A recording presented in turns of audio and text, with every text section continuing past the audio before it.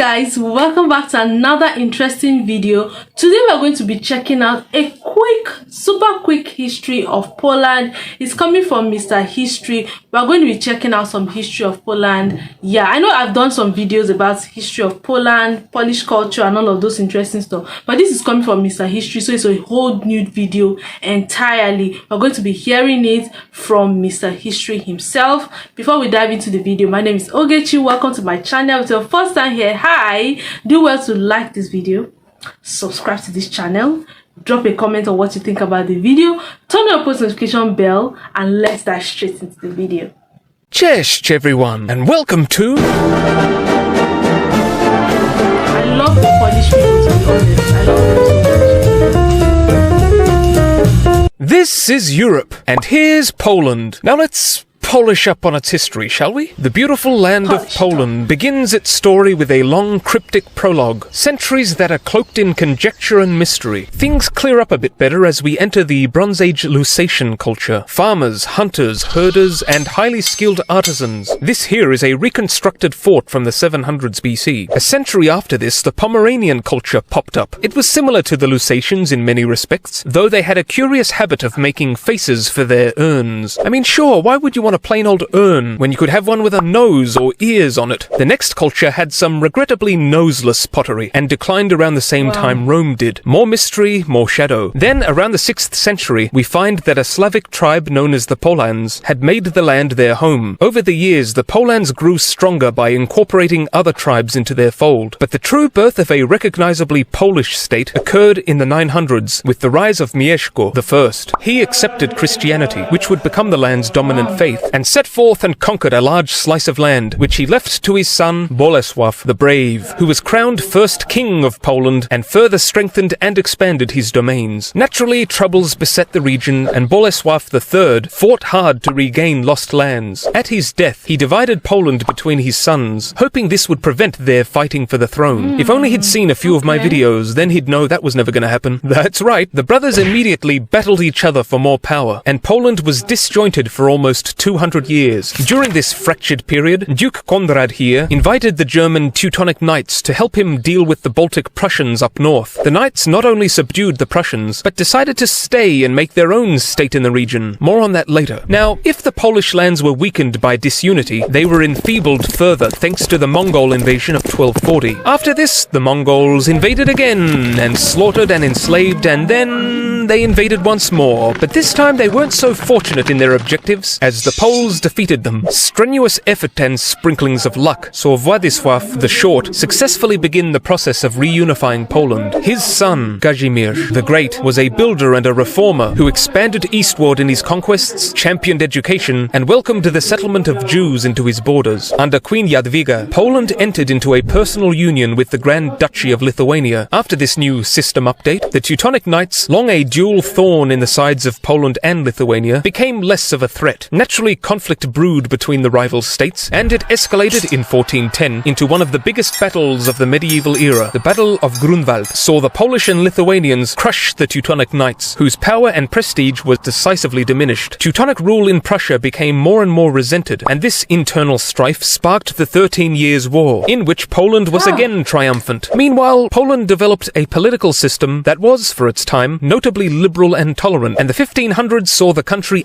I've watched thousands, okay, not thousands, I've watched so many Polish history videos, and every time I watch the video, I still get really emotional and sad for what the Polish people actually have gone through. When it comes to war, when it comes to pain, when it comes to losing loved ones, when it comes to fighting for what you own and what you deserve, the Polish people should come to the table and talk about it, because they have been through so much. And no matter the amount of times you watch it, it just keeps, it's so new. So if me as a foreigner, I watch videos like this and I feel so bad, I don't know how a real Polish person will feel. Do you understand what I mean? This country have been through so much, and they've still been able to preserve what they own and what they have and what they fight for, their culture.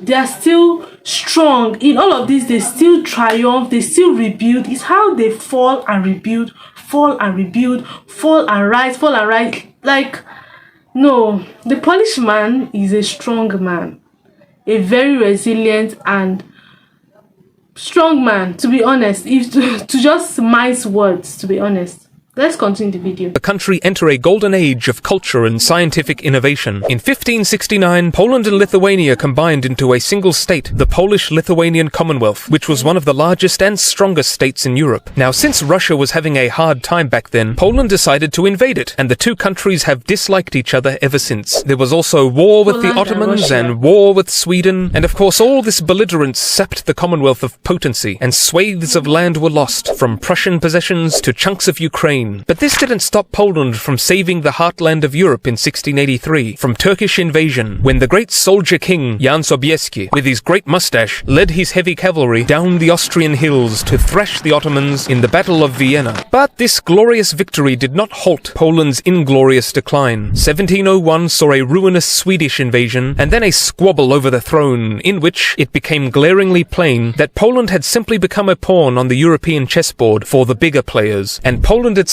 was checkmated in the late 1700s when it was entirely erased from the map, partitioned between Russia, Austria and Prussia. Not even the heroic efforts of the great commander Tadeusz Kościuszko could free Poland from foreign occupation. In 1830, Poland tried to unshackle itself again, but the Russians stamped out their hopes in just under a year. So Poland tried again, and Prussia stopped them. So Poland tried again, and Russia beat them down as before. Finally, after World War I, a conflict in which nearly 500,000 Poles had died, Poland was restored as a nation once more. Meanwhile, the communist revolutionary Lenin had taken power in Russia, and he sought to expand westward and spread socialism further in Europe. Poland resisted, and of course it was war. And after Poland's extraordinary and unexpected victory at the Battle of Warsaw, Russia's ambitions were put on hold. Now, throughout the 1920s, Poland worked to fix itself up and modernize, and impressive improvements were made despite the impact of the Great Depression. Then it was all ruined by two men who give mustaches a bad name, Mr. Hitler and Mr. Stalin. The invasion of Poland kicked off World War II, and few countries had a worse time of it. Poland was split between Nazi Germany and Soviet Russia, and the Soviets set about slaughtering Poles, and the Nazis set about slaughtering Poles, around 2 million of them, and Hitler ended up shoving the Soviets out of Poland in Operation Barbarossa. Nazi occupation devastated Poland's large Jewish population, most of whom were disposed of. But despite the omnipresent tragedy and horror, the Polish resistance never lost hope and continued to fight, even after the huge Warsaw Uprising, when the Germans pretty much destroyed the entire city in revenge, and untold thousands of civilians were executed. Now, as the German position on the Eastern Front faltered, the Soviet Red Army pushed them further and further back, until the Soviets took control. After the war, Stalin made sure Poland adopted a communist government, and anti-communist resistance fighters operated into the 1950s. Thankfully, the oppressiveness subsided over time, and living conditions improved, though economic migraines were habitual. Protests over food prices and more of the same ilk preceded a spirit of change for Poland embodied in Polish Cardinal Karol Wojtyła, who became Pope John Paul II in 1978. Poles demanding change found a resounding voice in Lech Wałęsa, leader of the independent trade union Solidarity. Change was demanded and change was attained, and communism collapsed, and in 1990 Wałęsa was elected president. Poland later joined NATO and the EU, and the country today possesses a very high level of human development, high quality of life, and one of the largest economies in Europe, and, impressively, has managed, in spite of its troubled history, to give so much to the world. Great composers and musicians, excellent writers, brilliant filmmakers, superb scientists, and sensational sportspersons, and their food's delicious. So that's it for Poland, and that's all from me for now. Papa! Looking at Poland now, you will never believe that that country used to be a troubled nation. Like, their history is so troubled, like, it's so disturbing.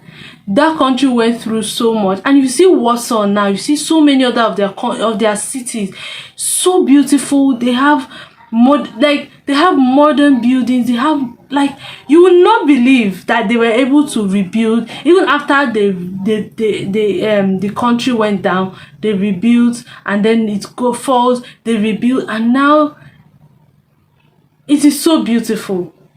But I feel like it's very important that every Polish young person knows their history, knows their forefathers, their ancestors, the great people that fought for what they have now.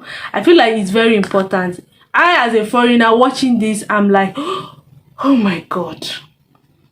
Oh my God. If my forefathers were the ones that went through this, I would be tearing up right now. But I mean, that doesn't mean that I don't feel so sad. But I think one very important thing I'm going to even take away from this video is the fact that these people fought so hard to have what they have now. And you know, there's this line say, we don't look like what we have been through. That is Poland. They don't look like what they have been through. And it's so beautiful that when you go there, you still see ancient buildings, like buildings that were not destroyed during the World War I and II. Like you still see them, they are still strong and standing, just to remind the people of the scars they had when they had those, you know, trying times. Beautiful history here. I mean, yeah, it is amazing. It's amazing. Whenever I watch this Poland history, it's like it's new again to me. So very interesting history they have here, and very strong nation, to be honest. Very powerful nation. Anyway, drop your thoughts and contributions, your comments on what you think about the history of Poland. If you're a Polish person, I salute you. I salute you. Yeah, I salute you. Thank you for stopping by and watching my video. Do well to like, share, subscribe, turn your post notification bell. My next video is something that you will really love, so stick by. And that's why it's important for you to turn your post notification so that you can get notified anytime a new video drops. But don't worry, you'll see it in my next video. Bye.